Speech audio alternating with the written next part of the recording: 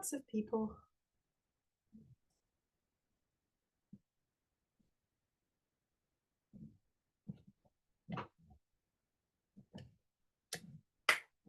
Lovely. All right, right. We'll get started. Anybody else who joins in, Diane can add, and we'll go from there. So, hello everyone, welcome. I'm Kat, and those of you that know me know I am bull breed. There's one there. I am bull breed, kind of definitely never going to say expert, but owner and lover, without above and beyond everything else. I've got quite a strong affinity with the legal side of stuff because I used to be a copper. Don't hold it against me. No, I never worked with dogs, but obviously the legislation that came into force was still prevalent when I was a police officer, and I came up against it and had to use it several times in my career. So it is a matter close to my heart. And obviously I work with lots of clients that have exempt dogs. Having the kind of dogs that I have, people do tend to come to me when they've got those kind of dogs, and I'm not allowed to have favourites. And all of you that don't have bull breeds, as you know, I do try my best to love all. I do actually genuinely love all of the dogs, but the reason we're here today, it's for the people with bull breeds, for the people with XL bullies, and this is aimed at people who have dogs that are in the media at the moment. I'm terming this today quite deliberately about all bullies, because genuinely, we don't know what's going to happen yet. I hope to be able to reassure people as to things that you can do to prepare, but remember, nothing we're saying at the moment is set in stone. It just isn't. So going through, I'm going to share a PowerPoint now. Don't laugh, you know my tech skills are somewhat lacking, but I am going to attempt the impossible here, and I'm going to attempt to share me doing a presentation. How Gucci is this if it works?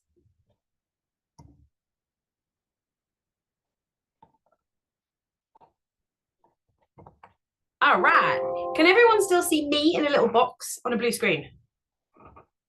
No, I can't see the chat. So yes, we can, but that's all right. I'll look after the chat. Thank you. Awesome, good stuff. Right, so have I frozen, or is that just the screen? Was that just my screen? Still going? So we can still hear you, but the screen is frozen. But maybe it'll catch it. It may catch up with itself. It may not. If not, you can just see my goofy face grinning. Good stuff. Okay, so before we get started, this is an extremely emotive subject. Please don't understand any glibness on my part for lack of caring. I'm acutely aware of we're here because people have died and been injured, and my heart genuinely goes out to victims and families. But my job today is to help people on the other side that own these dogs that may well be struggling for one reason or another. This subject's going to affect many thousands of owners, and I'm just trying to help those people out, not try and belittle or detract from anything that's happened with anyone else. So what we're going to cover today, how did we get here? What is the current legislation? And that, to be fair, all of you that I know don't have bull breed will get something out of this, because there are some laws that I'm going to talk about that will affect you regardless as we're going on. I'm going to talk about what may change. Note the word may. That may change, and how can you prepare if you're worried your dog might get caught up in this. What we won't be discussing is anything to do with specific attacks, whether or not there should be changes, and if so, what the changes should be. And that's a conversation for another day. Part of the reason why I'm avoiding that is out of respect for the victims. It's not a conversation I want to have here. It's too opinion based for a talk like this. As we go along, as I said, audience participation is welcome. Pop questions in the box the whole time for me if you can. And my dogs are just having a comedy play at the moment, really, while I'm talking. So excuse me if they disturb anybody at the moment. Okay, so feel free to pop them in the chat box, and Diane's going to help us out with the administration side of it. Okay, this is a massive disclaimer. This is an evolving situation, and we're so keen to ensure that information is correct, because there's been so much misinformation. That's partly why I'm doing this to start with. What I'm saying today might become very quickly out of date. Today's date is the 19th of September, in case this gets shared around, and things may change after this. There's been so much speculation and wrong advice that's what I'm trying to straighten out here. if you've signed up for this webinar, if you're watching it now, or if I send it out to you later, you're on the list to be kept abreast of anything that changes to do with this, unless you're unsubscribed from it. So as soon as we have any more news, I'll be emailing you out anything relevant, if that makes sense. So how did we get here? Humans have owned dogs since they got domesticated, or they domesticated themselves. That's a good question, a good debate to have. We bred them for purposes for ourselves, as you guys will know. How we selectively bred, for example, if you want a dog for racing, is you bred the dog that was fast with the other dog that was fast. And then you bred another dog that was fast with another dog that was fast. Unfortunately, you may also have mated that dog's mum with that dog's son and made another dog that was fast, because humans haven't been wildly ethical when they've bred dogs to select for the qualities, the attributes that they wanted. Breeds have been selected and bred to create animals that are fit for our needs and wants, even if it becomes a physical problem for that animal, and even if it creates temperament issues. What we're seeing more and more, especially on the pet dog circuit, not necessarily the working dogs that you'll see here, but what we're seeing is dogs that aren't being bred that are healthy in the slightest, and owners are just unaware, and they love their dogs, and it's difficult to explain to people this problem. So you have I've got Spud trying to get involved here in a minute, mate. We have collies that obviously have been bred so specifically to herd sheep. We've got lurchers there doing some coursing, chase, hunt, kill. That's an amazing skill that they've got. We've got dogs for war, we've got dogs for police, we've got dogs for all kinds of guarding needs that we need, and we've got French bulldogs.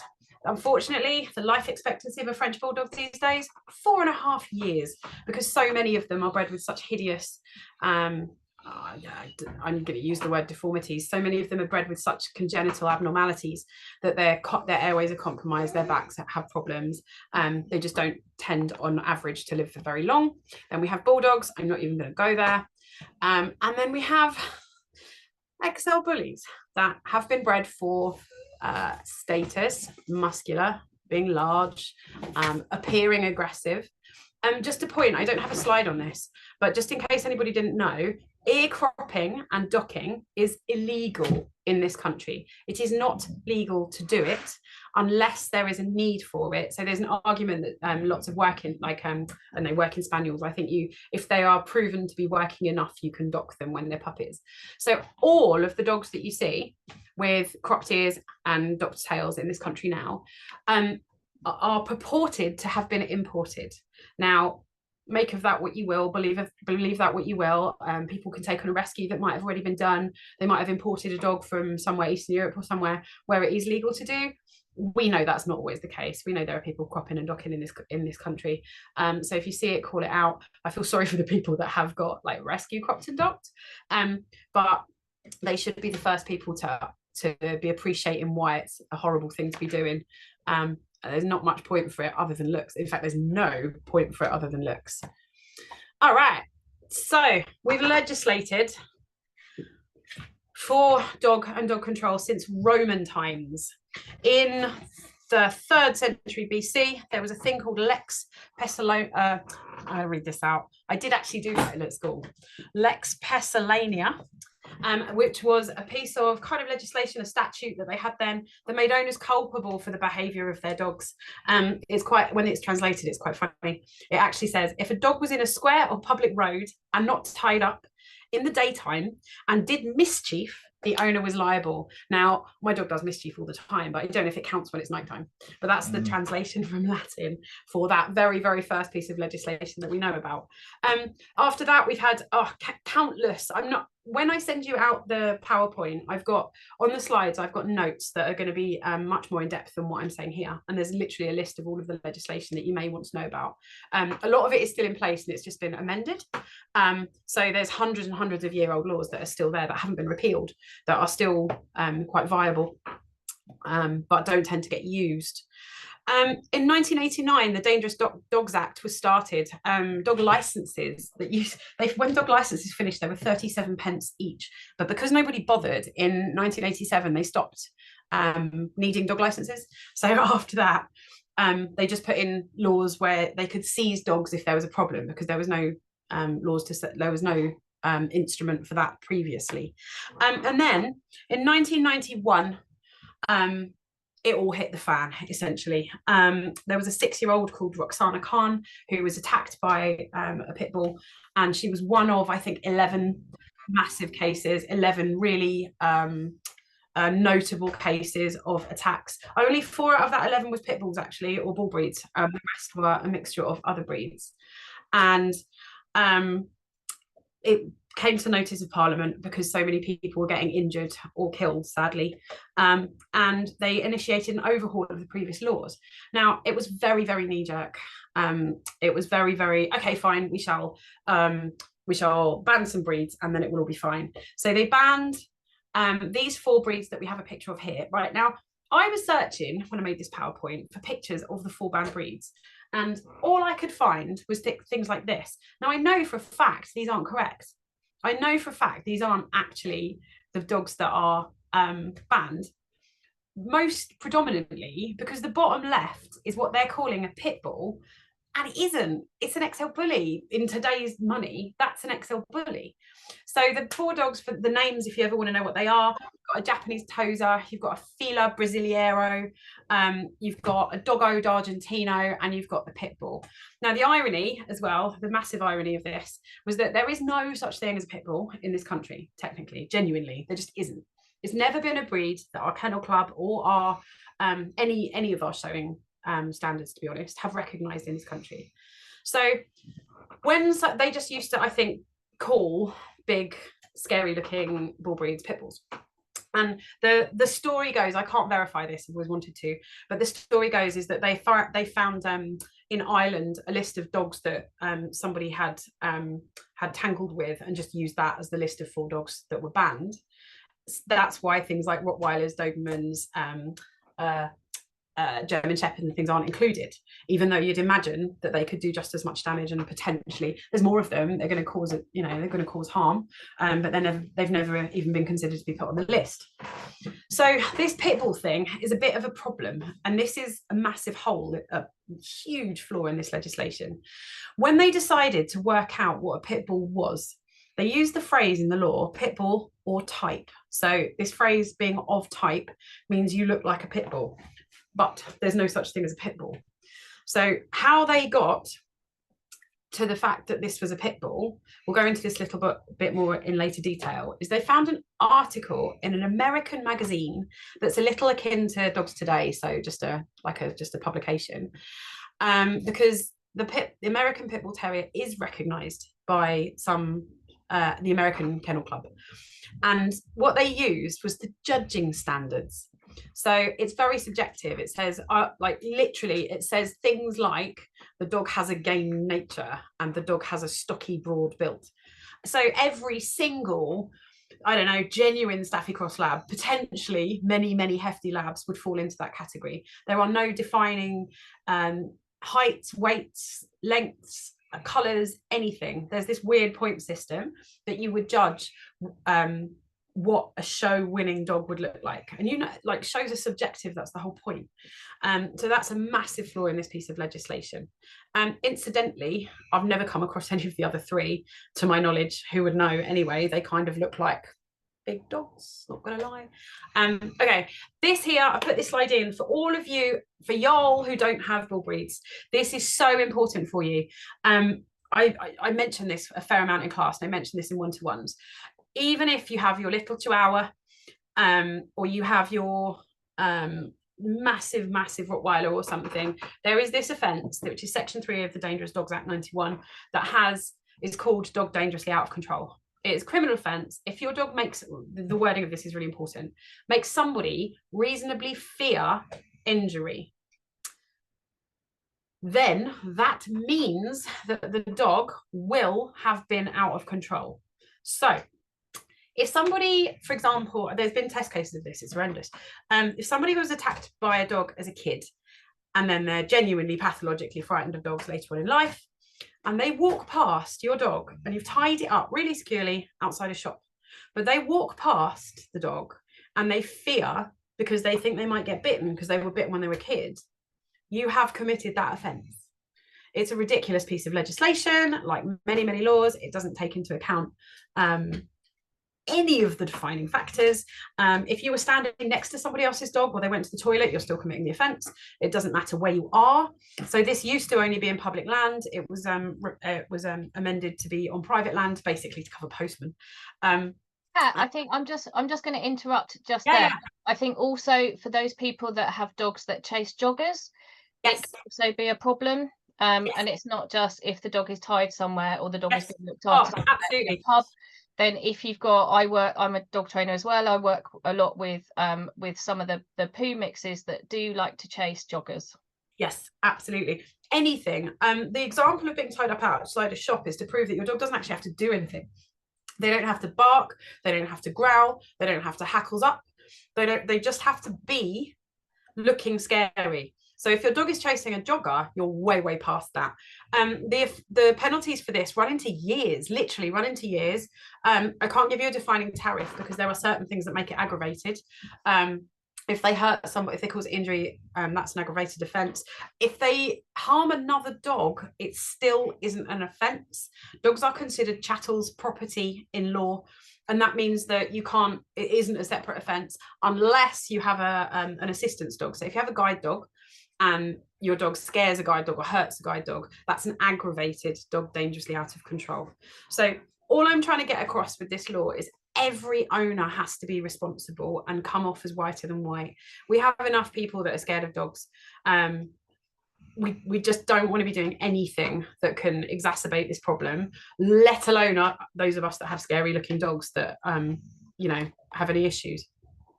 Cool. Okay, any questions on what we've talked about so far? All right, are you still with me? I'm assuming you are. Yeah, I think we're all good, Kat. We're all good in the chat. Cool, good stuff. All right, so who does the dangerous dog? So this slide should say, who does the dangerous dog dangerous dog legislation apply to? Now, this is where I started to discuss the fact that there is no such thing as a pit bull. It was for a very specific type of fighting dog that has most of the dogs in rescue are some kind of bull breed mix that are or are not bull breeds. Now, there was a study that's detailed on the thing that I'll send to you a little bit more. Really massive study done. The people that assess dogs are known as DLOs, dog liaison officers for the police. They can be civilian. You can be DLO trained. I was. So you can go and do a course, and then you're apparently able to certify whether or not a dog is of type pit bull or one of these banned breeds. Lots and lots of animal shelter staff and vets have been tested, but they're frequently expected to guess. So vets are expected to guess the breed, a dog's breed on appearance alone.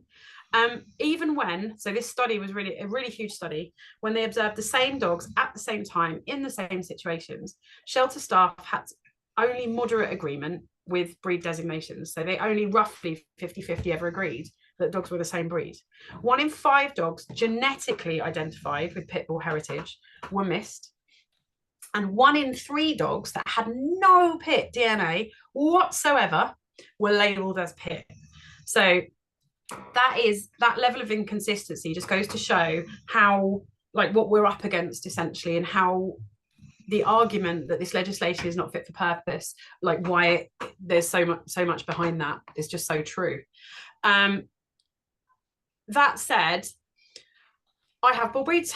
I have varying sizes, varying shapes. Who knows? Maybe somebody one day will point and say, oh, he looks like a pit bull. Maybe someday they'll say, oh, he looks like a Labrador. Who knows? That's all we can do right now. If we're worried, then I think we have to err on the side of caution. That's all there is to it. So since 1991, why are we here now? What has happened right now? That legislation came in, very knee-jerk. Lots of people think it isn't very appropriate. Shocker, dog bites increased per dog and human and capita. More dogs are killed by dogs, more humans are injured by dogs, and it's going up, not in correlation with an increase in population or an increase in breed distribution or an increase in sheer numbers of dogs. Dog bites are going up disproportionately to all of those. Pit bulls, exempted or otherwise, we'll talk about being exempted in a second, are still around because we don't know what they are. because nobody really knows what they are, unless the DLO says they are, and then 2 DLOs might say they're not. So what happened was people still wanted status dogs. So they bred dogs that were so big, and they bred dogs that were so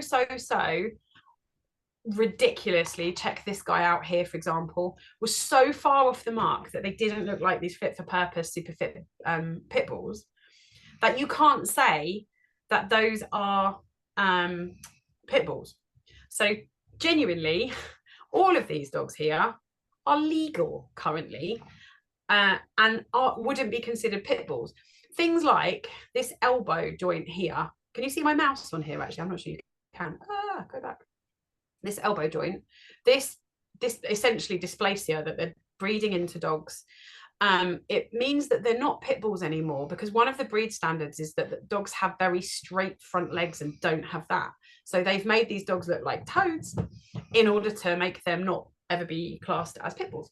So that's one of the things that happened.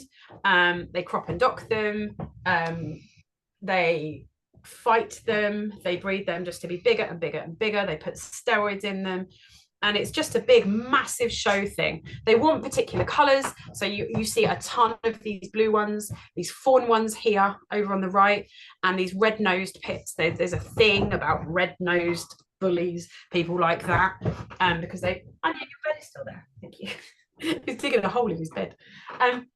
They are very prized by people that want pits.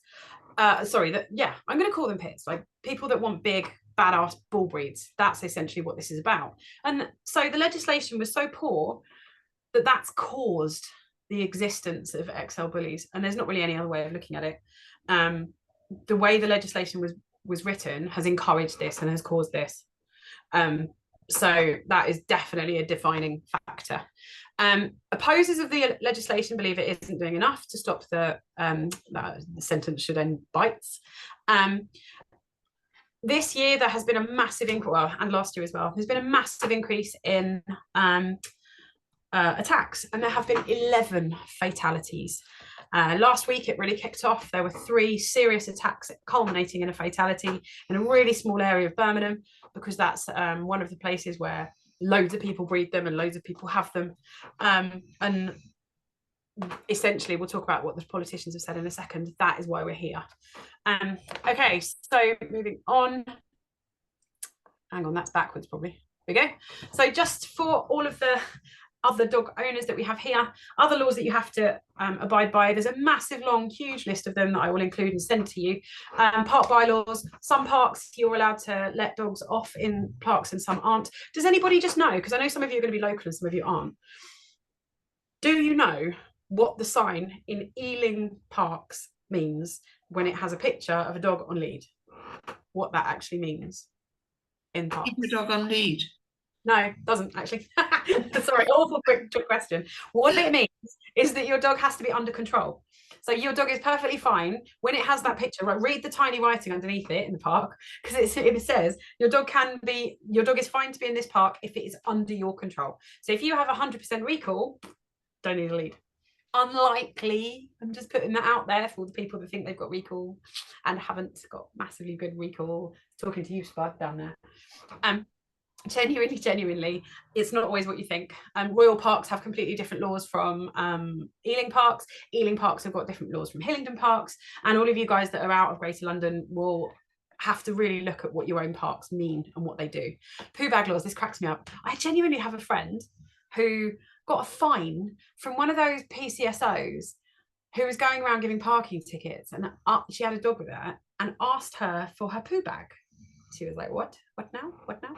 It is the law that if you have a dog with you, you have a poo bag with you, and you can be fined for preemptive littering if you don't have a poo bag with you. How nuts is that? I didn't know until she told me, and now I looked it up and it's true.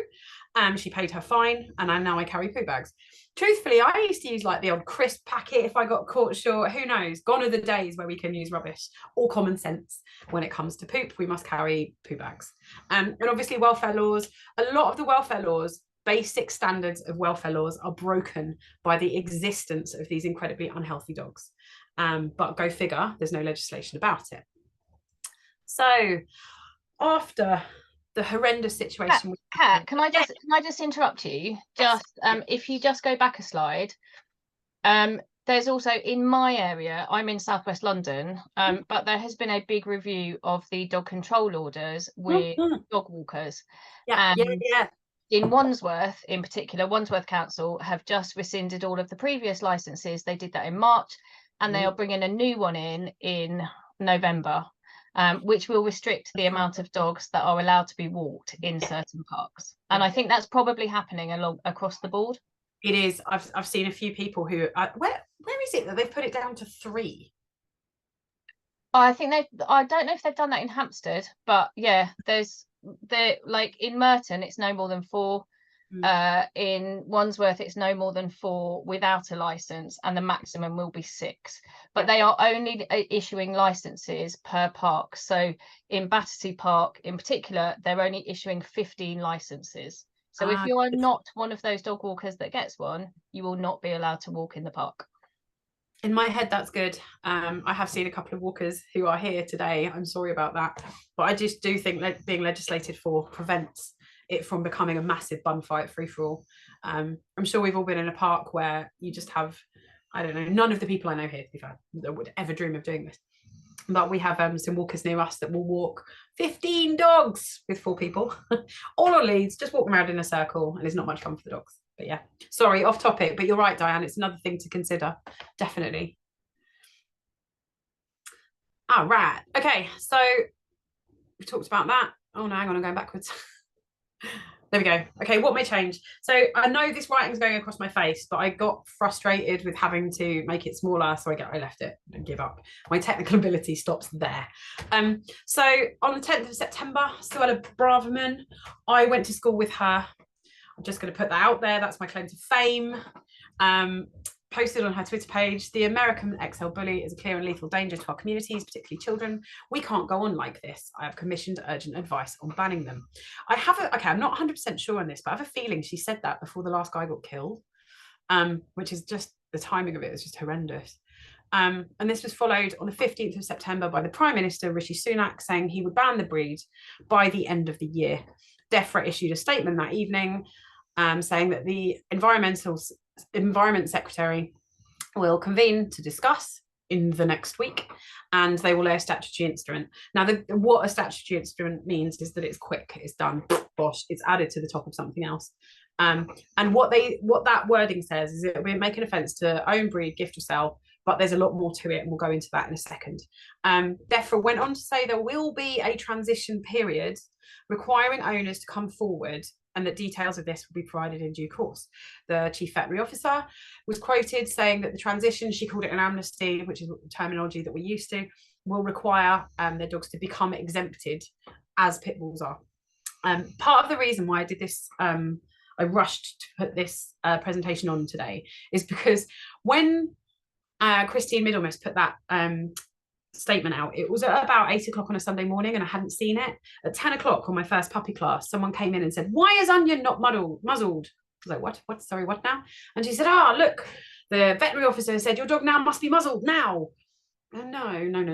So I had a look, and obviously it wasn't to do with my dog, it wasn't to do with anything like that, but people hear things and assume them, so that the misinformation is so rife. I just really wanted to make sure that we've got actual facts out there. So amnesty, what is an amnesty? People are genuinely worried that there's going to be a cull where they're going to go around, as they did in Germany, that I didn't know about until recently, where they just go and shoot them on sight, and they just seize them off people straight away. There's no asking, no anything. That's just the end of all our pets. That's it, they're done. But this amnesty period, this is what happened when the legislation was introduced in 91. There was a period where you could say, I think I have a pit, can you check? And if they said yes, we think it's a pit, then you went to court. Now this sounds all really hefty, and it is, I'm not going to lie. Those of you that are genuine XL bully owners who are here with us at the moment, I'm not going to detract from that. I'm not going to say that this isn't going to be difficult, because it might be plain sailing, but it might be really difficult. You go to court and you say, I am dib dob of good character, My dog is very well behaved and very well trained. They may or may not temperament test. That's something that's always been really flimsy as to whether or not it's ever been of any point. What is of more point is that the person owning the dog is of good character, and that involves, however, I don't know how far they'll go with the vetting, but they did in previous times say you can't be living with anybody with a criminal record, you can't have had a criminal record, any at all, even if it was for fraud. It was a bit ridiculous. And who do you associate with? And if you have children in the house, they were quite reluctant to want you to keep to let you keep a pit bull. There had to be an awful lot of kind of begging and pleading and older children and an awful lot of inconsistency in whether or not that was allowed. So that's what's going to likely happen now. There's going to be a period, it will happen if they're saying before Christmas. I imagine January. They never get stuff done, do they? January, they'll give us the proper plan. Perhaps, this is guess, genuinely conjecture here. They will give us a plan, then they will give, I think it was a year, I'll need to check, but I think it was a year amnesty they had for everybody to get the pit bulls through, even though it took longer than a year to get them through. You had to put your name on the list to be assessed before the end of that year. And then you went through the process. It wasn't cheap, it wasn't necessarily easy, and you weren't necessarily guaranteed to pass. It was a lot easier than if you didn't. So if you were found to have a dog that was deemed to be a pit bull and you hadn't exempted them, it was nigh on impossible to justify why, unless it was new to you, or you found it, or you've been living in a cave for the last however many years. It was really difficult to get them exempted, and that's where an awful lot of dogs got put down. At some point along the line, it became easier. So I work with clients who have exempted dogs. I know friends that have got exempted dogs. So they've said, I don't know, taken a dog from rescue, and what usually happens is a neighbour will say, I think that person's got a pit bull, or I don't know, potentially, as I've never done it, never see it happen, but a copper could say, I think that's a pit bull, and then your dog will get seized and assessed, and it's a very, very traumatic process, and it's awful. So as far as I'm concerned, I'd much rather get that done voluntarily, in the time where they're not going to put my dog in a kennel for 6 months or a year or 3 years or however long it takes for them to assess and go through the court process. So the amnesty is really important. Listen to it, and in my best advice is to adhere to it. If you think it's going to happen, just do it. Don't try and fight it. It shows that you're not of good character if you don't immediately fess up and say my XL bully blatantly is blatantly an XL bully. Okay, right, so those are the things that may change moving forwards. What can you, okay, so hang on, I'm just going to carry on with this slide for a second.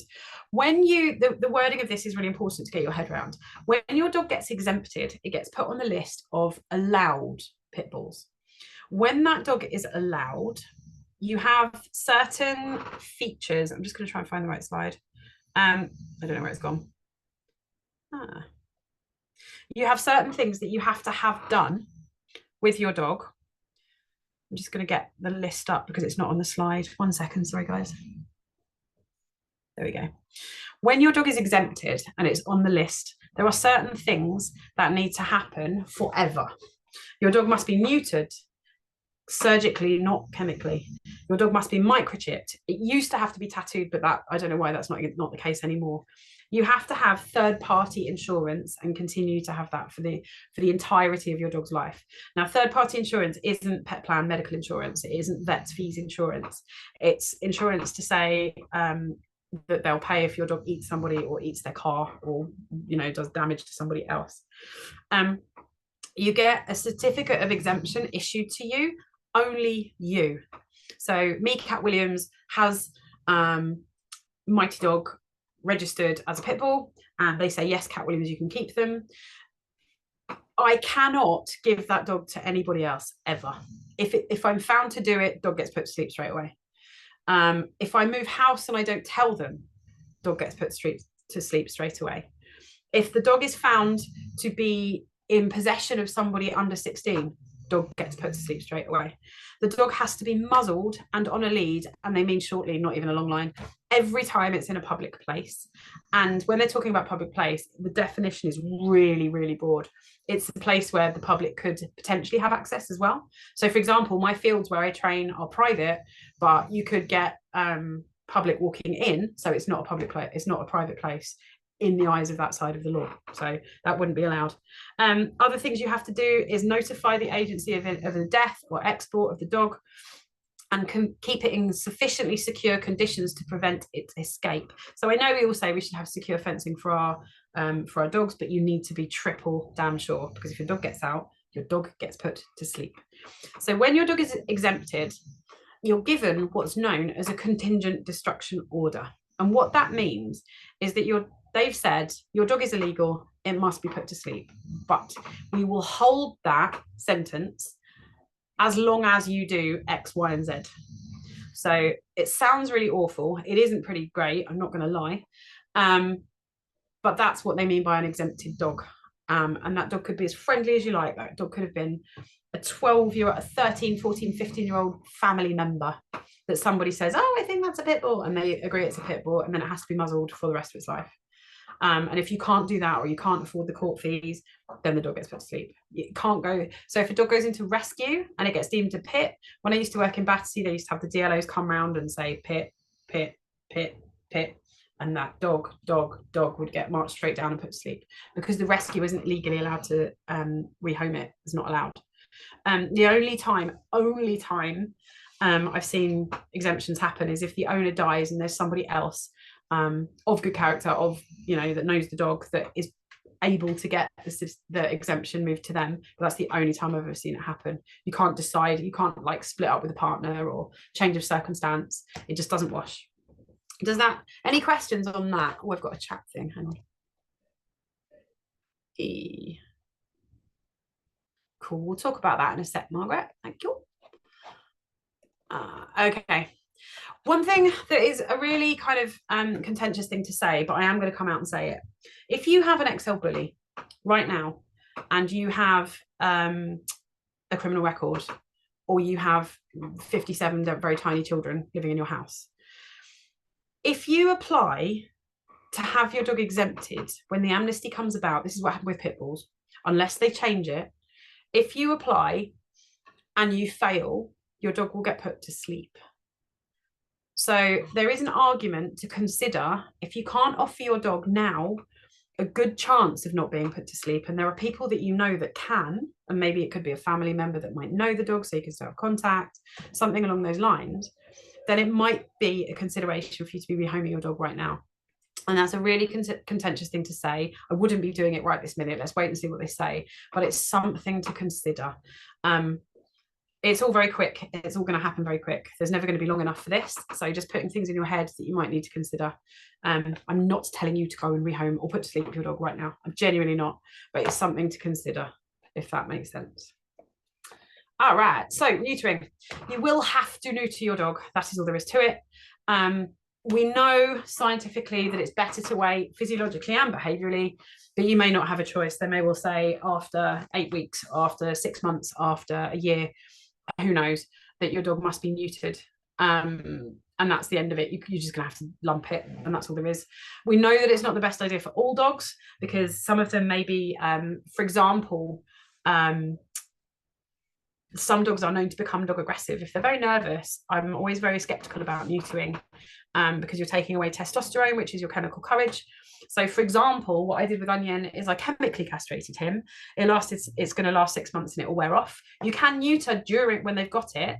So you could try and see what happens and see if your dog is going to end up being hugely reactive. So when you get to the point where it's going to be neutered, I don't know that there is a potential for a veterinary exemption to say this is not going to suit this dog, or this is going to harm this dog, but I don't know, and I don't know how likely that would be. But it's something to consider.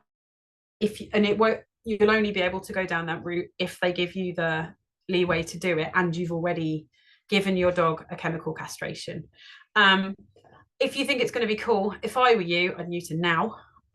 If you've got a dog that's going to come of age in, I don't know, 6 months to a year, probably consider that there's going to be a massive backlog, just like there was over COVID. And we've got even more dogs now because everyone's going to need to get their dog neutered. So quality of care may drop. There may not be availability for it, and that would be hideous if your dog wasn't neutered. And on the off chance that they say your dog isn't neutered right this minute, then you can't keep it, or something along those lines. So that's what I would be doing if I were you. Muzzling. Now, this is not a muzzle seminar. Sorry, Kat, just to interrupt you again. Sorry. Yeah. I know that the Blue Cross offer free neutering for all breeds, and also a lot of the vets are now offering 50% off some of the private vets. Yes, they are. And I'm trying to get together some resources to add to this, this kind of group, and add to the presentation that I send out about that kind of who's offering what. That's really cool. Good thinking. Kat, I've also seen that quite a few, I've seen some rescues saying they're fully booked up till November already, and not putting anyone else on a waiting list. So okay, fair enough. That doesn't surprise me in the slightest. So if you, just case in point, isn't it? Try and get on that list as quick as you can, in some way, shape or form. Neutering isn't necessarily cheap, and if you can't take advantage of offers like that, then perhaps you'll have the time to be able to save up to afford it if you're going to have to go down the private route. Good point. Good point. All right. So muzzling. It will have to happen. And personally, I don't think this is a bad thing in the slightest that dogs need to be muzzle trained. I used to have it in my puppy syllabus that every single dog that came through my hands, I talked about muzzle training, and when I have time, I do in the handling section of my, like the handling and husbandry section of my class. Every single dog at some point has the potential to need to be muzzled. It might break its leg, it might get run over, it goes to the vet. And when you put a muzzle on a dog that isn't used to it, it's horrible. I don't know if anyone's ever actually done it, but your dog tries to get it off and they hate it and they never like it. And if you kind of introduce it that way as well, I think you're really struggling to change your dog's opinion of it later on in life. So all these poor dogs, if they're not going to get muzzle trained, say it was 1st of January when they say, right now, all of these dogs must be muzzled. You stick a muzzle on it, it's going to freak out. It's going to be so hard for it, and its life is suddenly going to get so much worse. So a really, really simple thing we can do for bull breeds and everybody else's dog is to muzzle train them. Now, this isn't a muzzle training seminar. We're not going to go into too much about how you should muzzle train or why. There's a ton of resources out there. I've got a page of it on my website. I'll put some more resources on the presentation when I send it out. And again, there's a ton of trainers offering free services, free courses, free resources as to how to get people to muzzle train their dog. The longer and slower you take the training, the easier it's going to be for your dog. What I'm after is a situation where you pick up your muzzle and your dog gets really excited. Just like when you pick up your lead, your dog's like, yeah, we're going for a walk, let's do it. That's the kind of result that you can genuinely, honestly get from it if you do it right and you take enough time with it. First thing to do is buy a muzzle. I wouldn't be surprised if there's going to be a shortage because everyone's, or of the big ones anyway, I guess, a shortage of muzzles. Buy one bigger than you think it should be. So basket muzzles, the ones that look like baskets, mesh around, like thick mesh around the dog's nose. It has to be big enough for them to yawn, pant, bark, take treats and drink with it all on. So it generally has to be a lot bigger than you think it should. Not necessarily wider, but the kind of profile down there usually has to be bigger than you think it should be. It's essentially how I did it with Spud is I just put peanut butter in the bottom of one and he was so excited he put his face in there immediately and wouldn't actually take the muzzle off because he liked the peanut butter. My rule, the simplest thing is that so say this is dog nose and this is muzzle.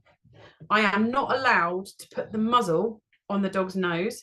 The dog has to put their own nose into the muzzle happily, contentedly. So you teach them to enjoy that, and then you teach them to enjoy leaving it in there for a while, and then you teach them to enjoy having the straps put up and around, and basically you can just make it a happy thing for your dog.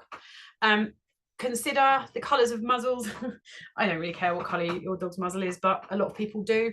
There are companies out there that will do funky pastel colours or funky bright colours, or I am friendly muzzles that might help. Public opinion means literally that people will run away from your dog even though it's wearing a muzzle, which is ridiculous because that dog is safer than the dog that isn't wearing the muzzle. I genuinely did an FDSC dissertation on whether or not people avoided dogs wearing muzzles or not. And massively, people ignore dogs with muzzles and they move away from them as opposed to the same dog not wearing a muzzle.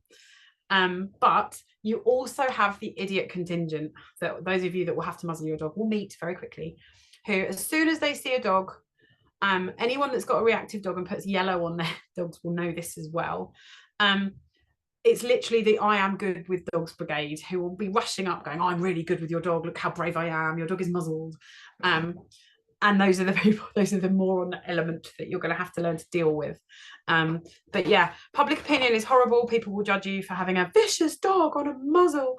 But plain and simple, it's just not the case. I have clients, you know who you are, who have dogs that wear muzzles because they eat a lot of stuff. I was there, Spud used to do it. Genuinely, there's lots and lots of reasons dogs wear muzzles, and it's not because they're vicious and horrible. It could be legislation, it could be that they eat a lot of crap, it could be, shocker, that their owner is just really, really responsible and doesn't want to take the risk of their dog biting someone, but they're penalized by public opinion because they're being safe. It makes zero sense. So all of you guys that are here without ball breeds, if you see a person with a dog with a muzzle, do me a favor, smile. Just smile. Don't go up to them. Don't do anything. Just smile at them because it's horrible. It's not a nice situation for lots of my clients to be in. Smile. Hey, nice dog from across the street. It's all you need to be doing, but it helps. Cool. All right. Next thing. Address behavioural issues now. So you haven't got that long. End of the year isn't that long. But if your dog, I don't know what they're going to do about temperament testing, but if your dog has dog aggression, if your dog has especially human aggression, deal with it now. I don't know if it will save your dog. But in my experience, having done a lot of court stuff, having done a lot of witness stuff, having been asked to stand up for people who have had dogs in court situations, if somebody engages with a trainer, or I get court requests as well from solicitors saying, has this person had training with you? And I have to be honest, and I will say, yeah, this person had X, Y, and Z, and they engaged with me. So if you came to training, went home, didn't really do the homework, didn't really do anything, I kind of have to tell them that. So it doesn't make you look the best, because I can't lie and say, yes, you were fantastic, because it makes me look like a crap trainer as well. So if you go to training, whoever you see behaviourally, please listen to what they have to say and follow their advice. Now, I haven't got on here a slide as to why XL bullies in particular are causing attacks, or any dogs are causing attacks, or why attacks are on the increase. But if I did, one of the massive things that would be on there is the corresponding rise in punitive dog training methods. So battering your dog, choke chains, prong collars, little tiny thin slip leads that people feel they get more control out of their dogs. What that does is that causes more aggression, full stop. That is all there is to it. And because dog training is unregulated, not that everyone hasn't been calling for it to be for a long, long time, because dog training is unregulated, literally there is more and more of this stuff going on. TikTok, Instagram, ridiculousness, YouTube people now hold more sway than people with master's degrees and 57 years in positive reinforcement dog training that have proven track records. And that is becoming a problem. So who you go to get your training and your behaviour from will probably also determine how good the temperament of your dog will turn up. And I can provide studies if you want. I'm not going to get into a debate about it, but I can provide all the information if you want it. But that will mean a lot when you're getting your dog exempted. If you turn up with a prong collar, I can't imagine that being massively helpful. So things like dogs not being good on lead with greetings, I feel sorry for these dogs, because there are a lot of dogs who greet other dogs off lead completely fine, but when you put them on a lead, they don't do so well. If your dog is a bull breed and it's a little bit like that, sort it out now, because your dog is going to have to be on a lead. That's all there is to it, unless you're in a secure field or somewhere genuinely private. So if that's the case, then your going to have to sort it out now, otherwise you're going to be storing up problems for yourself. Trainers and behaviorists can help with temperament testing. So if you're worried that you think your dog may have a problem, go and get a temperament test, and go and get a temperament test, and go and speak to somebody. If you've got a certified temperament test for your dog, I'm sure it's going to help with an exemption process. As I said, it will help with any potential legal situation for any dog, any breed, if you've engaged with a qualified trainer and have actually done what they said you should do. Then it's going to help you out if you ever get into strife. Right, training standards. I've always believed, and I'll say to any bull breed owner or big dog owner, proper dog owner, that a higher standard of training has always been necessary for us, because we have to prove to people that our dogs are just as cuddly as their chihuahuas and cockapoos. Public opinion, and genuinely, I have sympathy for people that are scared of dogs. It's not in our favor. So if we can show how well trained our dogs are, and how calm they are, and how much self-control they have, then that's fantastic. If you're considering that you're going to have to get your dog exempted, I need you to document what you've done. So Good Companion Awards that we do with us at Dogworthy, and anybody else that does it, Good Sits Awards, something like that, or video documentation of all the training that you've put in with your dog. You don't have to put it up on Instagram if you don't want to, but I feel like it's going to be a good thing if you have a training diary, or you have video records of you doing bits with your dog throughout their lives. It's only going to help to show that you're a responsible owner. Breed specific training for bull breeds is not the seminar for this right now, but self-control exercises around small furries, around prey, teaching them to ignore people and dogs. So appropriate socialization is fantastic and necessary for these kind of dogs, and any dog, to be fair, but making sure that the ultimate goal of your puppy is to learn to not actually have to interact with other dogs. That's all you need to do. And that's far more important than teaching your dog to be able to roll around on the floor with other dogs.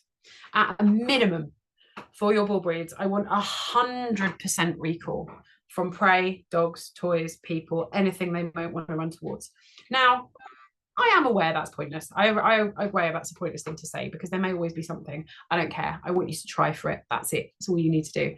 Sits and stays for days. So your dog can remain where you put them, although they're going to be on a lead with you. And the same goes for your recall. That your dog can remain where you put them, that your dog can be calm. Like, so doing auto sit, so when you stop, your dog might just lay down, and when you're talking to someone, your dog just chills next to you, all those kind of behaviors. And most importantly, proof.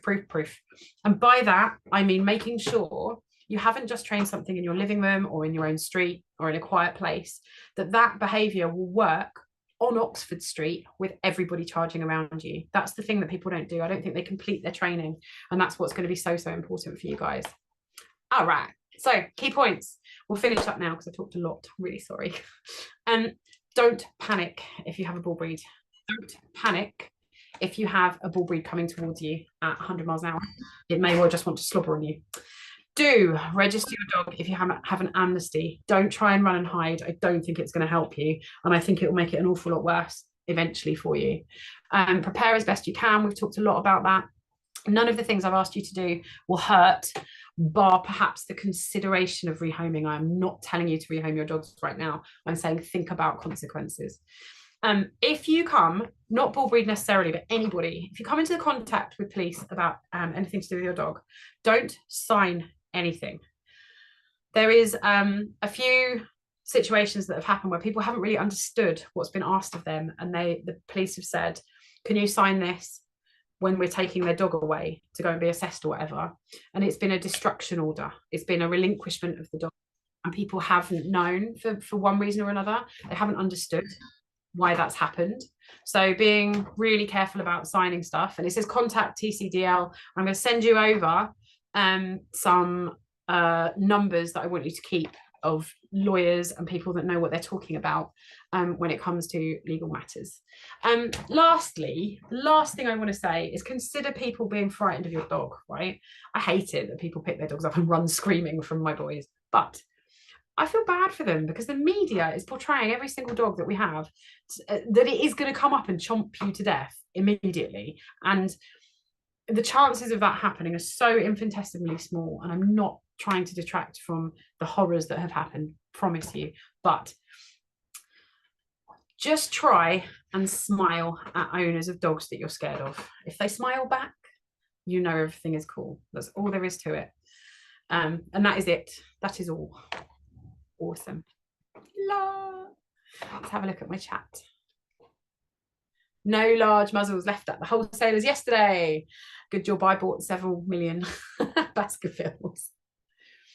People thinking in advance and ordering muzzles. Thank you, very informative, lovely. Awesome.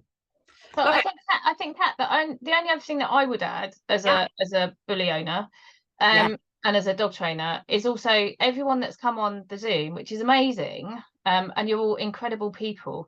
There are going to be people that are outside of the dog training world, outside of people that aren't people that are in Facebook groups that don't necessarily know where to go. And what I would say is if you can encourage people to share when you get the Zoom recording, if you can encourage people to share it, that if one person, for me in Southwest London, the guy that was walking down the street yesterday that I go, oh my God, I'm going to send you a link, or I'm going to put the link on Dogs of Tutankhamun. If one person that didn't know about this Zoom actually has access to that Zoom, it can make a huge difference to that person. And everybody who has a dog, the people that I work with are the people that don't necessarily, or the people that I'm talking to at the moment, or the people that I'm seeing with the XL bullies, they don't know where to get the information. And so it's about sharing Kat's amazing information and sharing Dogworthy website and telling people where to go and putting that in the local community groups. Thanks, that's a really good point. Good stuff. Okay, lastly, I've got a question from Steph. Is there any more insight you could give regarding prong collars? Type as I'm talking if there's anything specific you want to know, but I'm assuming you mean what's bad about them. So prong collars, essentially, I'm going to pretend you don't use one, and if you do, I'm very sorry if this if you didn't know, or you knew this and it feels like I'm teaching you to suck eggs. Prong collars hurt. So I haven't got one here, I've got loads at work actually. I run a thing in my business is if you bring me your prong collar and you need help with loose lead walking, if you leave me your prong collar at the end of it, your session is half price. So I've always done that. I've got loads of them. Prong collars are used by people to in fact, Diane, can you see if you can find a picture of one and share one up? Yeah, thanks. Just in case people don't know what we're talking about. Cheers. I'll stop sharing. Basically, prong collars are collars that have prongs on them that poke into dogs' necks, and they are used by people to control dogs that they feel might be too strong for them, feel that they might be that they're going to pull them over, or they literally use to check. And when I say check, I mean yank on a dog's neck. That's what a correction or a check is, and it hurts them. Now, the way that they're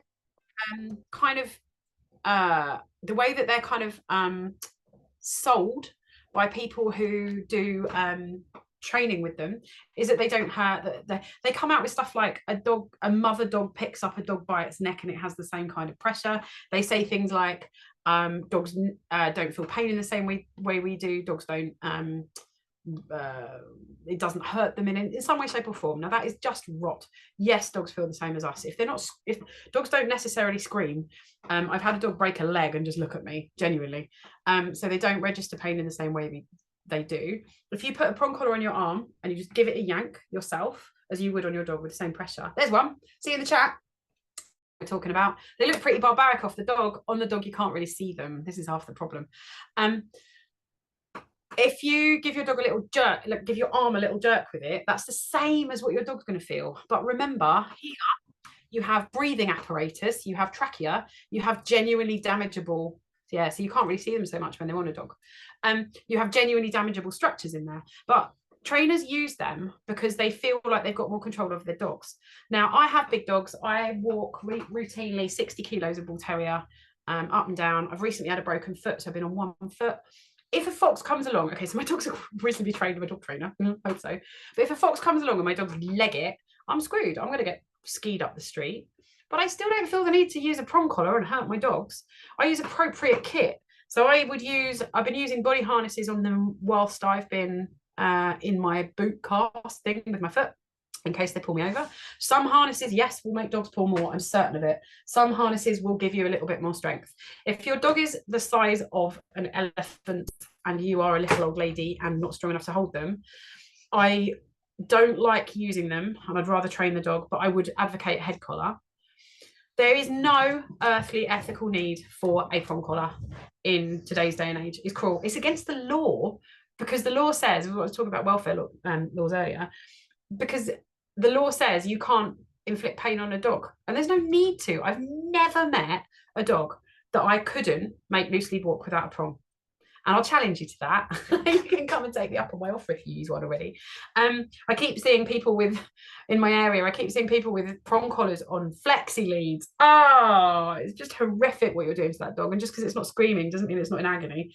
And I think I've put in the group, I've put 2 photos. I'm seeing a lot of prong collars. I'm seeing a lot of e-collars, which that's a whole big other debate. I am seeing a lot of people using these prong collars that have the fabric around them, so they don't look like prong collars. And you know, that it's a whole other debate. That it's just it's not right, and it's not. We shouldn't be. Not. Just one more thing about prong collars, and the same thing works for choke chains, whatever bad things you want to stick on a dog's neck. Just as from my behaviourist side of things, a massive fallout of using pain when a dog pulls is that, for example, if a dog sees another dog and runs towards it and feels pain, and then a dog sees another dog and runs towards it and feels pain, dogs are dumb. They don't associate pain with pulling, otherwise they would stop pulling immediately. They may well, and frequently do, associate pain with the sight of the other dog or the human or the squirrel.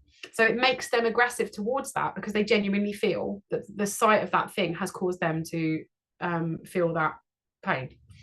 So the fallout, again, of aversives is pretty obvious. But I feel bad for people I genuinely feel bad for people that use prongs, because they're told so much blatant lies that they don't hurt. Blatant lies that the dogs don't feel pain in the same way we do. They just do. That's the end of it. But almost everybody that's come to me that had a prong collar loved their dog. They weren't cruel people. They weren't horrible. They had just been fed lies, and that makes me really sad. And I think you're right in terms of the rise of certain social media trainers make them popular. And they don't educate people in using them, and I'm seeing a lot of them in Southwest London. I'm sure you are too. And again, it's all about education. So, you know, sending people to you and Dogworthy and giving them your details rather than judgment and judging people, because by the time people have got to these tools, they're already at a point where they're at a pretty bad place and they think that they've got no other option, and they absolutely have. It's just they don't know where to get it, and they're going to TikTok and Instagram and all of that. So you know, no, I'm not saying like take pity and plead with these people, but I'm like, give them the information that they need. I just feel bad for them, to be fair. But anyway, enough about collars. We've got overrun, shocker. Those of you that know me know that's standard. Any more questions before we finish off? All right, I will send you all some information. It's been great to see some old faces. Hello, everybody, and some new people as well. Lovely. Round of applause for everyone for caring about their dogs. Yeah. Cool. Speak to you all soon.